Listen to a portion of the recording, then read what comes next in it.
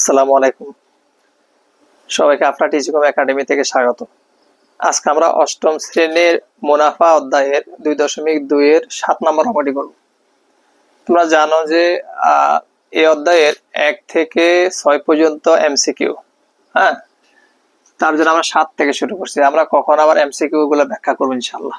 তো দেখো, এখানে 7 নাম্বার অঙ্ক বলছে মুনাফা অধ্যায়ের। এই অধ্যায়ে তোমাদের এই অধ্যায় থেকে প্রায় অঙ্ক আসে। এখানে আরেকটি কথা মনে রাখবে, এখানে এখন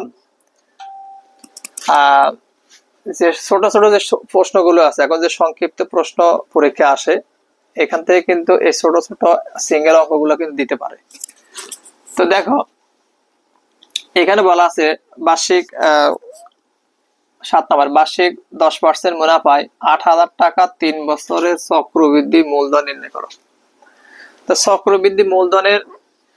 চক্রবৃদ্ধি মুনাফার সূত্র আছে, এগুলো তোমাদের বইতে আছে, তারপর আমি এখানে লিখে দিচ্ছি। আমরা এখানে সূত্রগুলো এখান দিয়ে একটু লিখে দিই, দেখা যাবে। মূলধনের সূত্র, চক্রবৃদ্ধি মূলধন হলো সি সমান P into 1 plus R to the power N. এটা হলো চক্রবৃদ্ধি মূলধনের সূত্র। আর চক্রবৃদ্ধি মুনাফার সূত্র হলো সি মাইনাস পি সমান P into 1 plus R to the power N minus P. এই দুইটা সূত্র কিন্তু এই অধ্যায়ের লাগবে। একটা হলো চক্রবৃদ্ধি মূলধনের সূত্র, আর একটা হলো চক্রবৃদ্ধি মুনাফার সূত্র। তো এখানে আমাদের কাছে চাইছে কিন্তু চক্রবৃদ্ধি মূলধন। তো তার আগে আমরা দেখো এখানে একটা হিসাব করে নিব। আমরা লিখবো, এখানে তুমি ইচ্ছে করলে এখান থেকে লিখতে পারো, কোনো সমস্যা নেই।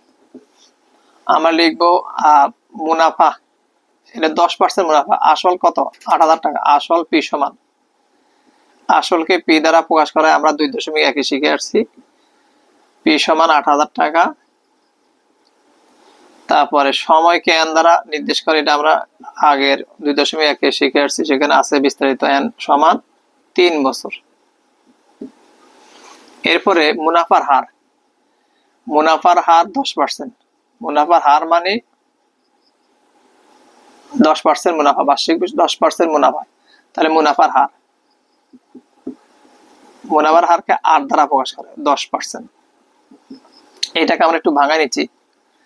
এখানে পার্সেন্টেজের 110 কাটাকাটি দিলে যদি 10 ভাগ 100 করো, তাহলে আসলে 0.1 আসতে পারে হয়তো। হ্যাঁ, 0.1। আমরা একটু ক্যালকুলেটর দেখি কি আসে। 10 ভাগ 100, হ্যাঁ 0.1। এখন যেহেতু মূলধন চাইছে, আমরা লিখবো, আমরা জানি চক্রবৃদ্ধি মূলধন সমান, যেহেতু চক্রবৃদ্ধি মূলধন চাইছে, চক্রবৃদ্ধি মূলধন সমান, মূলধন সি সমান হবে, সি সমান P into 1 plus R to the power N. এটা আমরা জানি, এই সূত্র যেটা আমি এখানে লিখছি আগে। এটা চক্রবৃদ্ধি মূলধনে সি সমান হলো P into 1 plus R to the power N, এটা আমরা জানি। এখানে আমরা এখন মান বসায় ক্যালকুলেশন করলে আশা করি হয়ে যাবে ইনশাআল্লাহ। দেখো, আমরা এখানে এই জায়গা হবে না, এই দিক থেকে লিখি, তোমার সমান বরাবর লিখি খাতায়। সমান, এখানে দেখো সি আসবে, সি দেখো এখানে,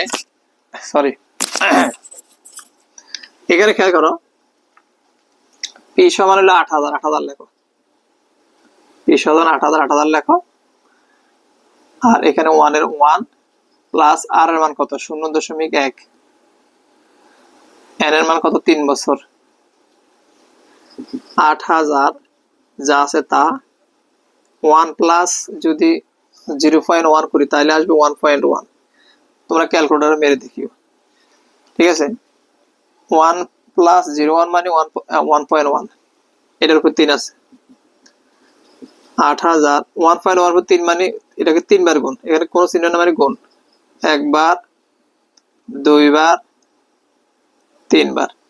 তুমি যদি ইচ্ছে করো এটা গুণ 1.1 লিখে তুমি সায়েন্টিফিক ক্যালকুলেটর যদি 3 দিয়ে পাওয়ার দিয়ে দাও, একবার রেজাল্ট চলে আসবে।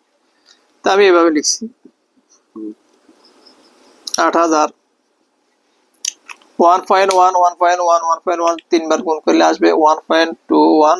দেখি 1.1 গুণ 1.1 গুণ 1.1 করলে আসবে 1.331।